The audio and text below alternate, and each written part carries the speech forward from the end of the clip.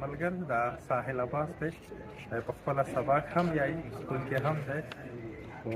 دلته چې د کومه بیماري دی د ډاکټر صاحب چې کومه نامه او تخره هغه لیمې لارکتیوسس دی په هغه کې هم مختلف بیماریونه دي خو دا داسې بیماري نه دي چې دا ښه کېدلی نه شي یو دا داسې بیماریان نه دي چې دا یو انسان نه بل انسان ته لګېږي نو داسې څومره هم دا رقم مریضان دي مونږ هم جوړېږي چې هغه مونږ ځان څخه هم نه ګیر کړو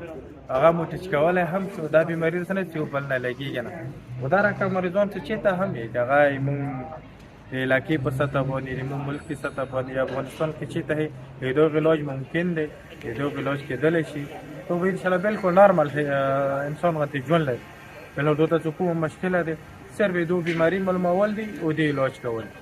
دا هغه خلک چې هغه مو اواز واوري دا رقم مریضانو لپاره انشاءالله ډاکټر ابراهیم مندوخیل د کوم اسلام آباد ایفیټ مرکز کې متحدی کلینیک دی اکثر د میاشتې په